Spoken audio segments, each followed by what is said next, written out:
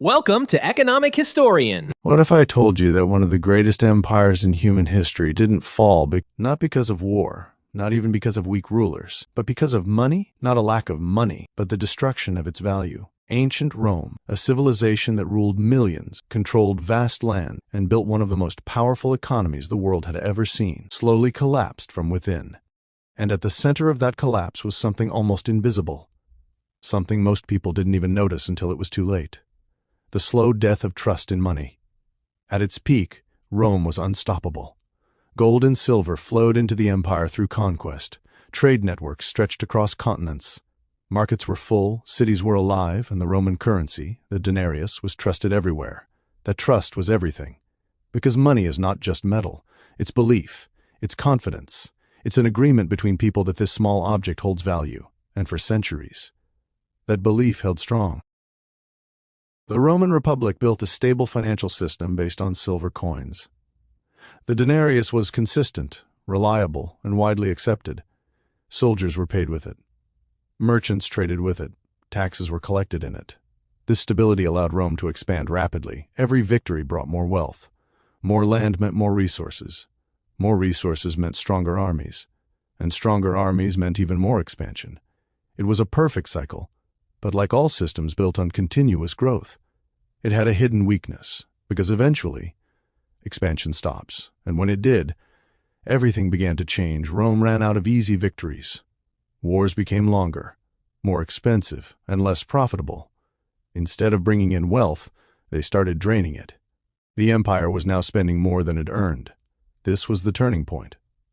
At first, the solution seemed simple: raise taxes, and so they did. Taxes increased across the empire. Farmers struggled. Merchants suffered. Citizens felt the pressure, but higher taxes came with consequences. Productivity dropped. People resisted. Some abandoned their land just to escape the burden. The system was under stress, and instead of fixing the root problem, Rome made a decision that would slowly destroy everything. They changed the money. The silver content of the denarius began to shrink. At first, only slightly. Almost unnoticeable. The coins looked the same. They still carried the emperor's image. They still circulated in markets, but inside, their value was being hollowed out. With less silver in each coin, the government could produce more coins from the same amount of metal. More coins meant more money to pay soldiers, fund projects, and keep the empire running. In the short term, it worked. But this was not a solution. It was a delay. Because the moment people realized what was happening, trust began to crack, and once trust in money starts to break, the consequences are unstoppable. Prices began to rise. At first slowly, then rapidly. A loaf of bread that once cost 1 coin now cost 2, then 5, then 10. Not because the bread changed, but because the money did. This was inflation, but to the people of Rome, it felt like chaos. Merchants became suspicious.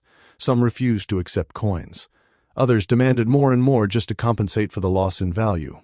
The market system, the very engine of Rome's economy, started to fail. And then came the soldiers, the backbone of the empire. They were being paid in coins that were losing value every single day.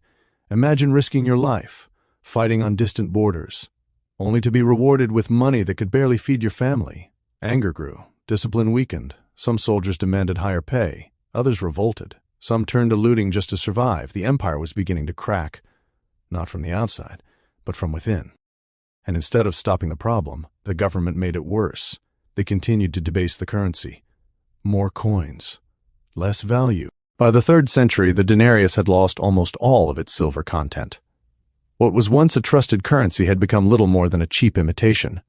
At that point, the damage was irreversible. Prices exploded. Trade slowed. Savings became meaningless. People lost faith, not just in money, but in the system itself.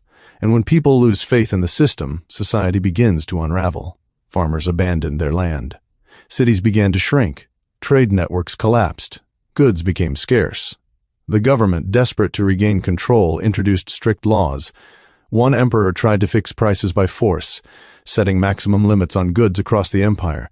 But you can't control value with laws. Merchants stopped selling. Black markets emerged. Shortages became worse. At the same time, people were no longer free to choose their work. Farmers were tied to their land, workers were forced to stay in their professions, sons had to follow their fathers' roles. The empire was trying to hold itself together, not with trust, but with control. But control is not a substitute for stability. And slowly, the system continued to collapse. There were attempts to fix it, new coins were introduced, reforms were made. Some temporary stability returned in certain regions, but the damage had already spread too far. The western half of the empire never fully recovered. Without a strong economy, everything else weakened. The army became less effective. Infrastructure decayed. Political instability increased. And when external threats came, they didn't destroy Rome. They simply pushed an already fragile system over the edge. Rome didn't fall in a single moment. It eroded, piece by piece, from the inside out, and at the center of that erosion was money. Now here's the uncomfortable truth. This pattern didn't end with Rome. It repeats, again and again and again. Empires overspend. Governments manipulate currency. Inflation rises. Trust declines. Different time, different methods, same outcome, because the core principle never changes. Money is not just currency. It's trust. And once that trust is broken, the consequences spread everywhere. Through markets, through society, through politics, until eventually the entire system begins to collapse. Rome tried to fake value, and it worked for a while, but not forever. Because real value cannot be replaced by illusion. Economic problems don't stay economic. They spread, they grow, they transform into social and political crises. And most importantly, trust is the most valuable asset any system has. Once it's gone, it's incredibly difficult to bring back. Rome is not just a story of the past, it's a warning, a reminder that collapse doesn't always come with explosions or invasions. Sometimes, it comes quietly, through small decisions, through slow changes, through things people don't notice, until it's too late. And that leaves us with one final question. If the same patterns begin to appear again, will we recognize them in time, or will history repeat itself, just as silently? If you found this story powerful and want to understand more hidden truths about history, economics, and how the past shapes our future, make sure to subscribe to the channel. Because the biggest lessons in history are the ones we fail to notice. If you enjoy learning from Economic Historian, don't forget to subscribe and be part of the journey.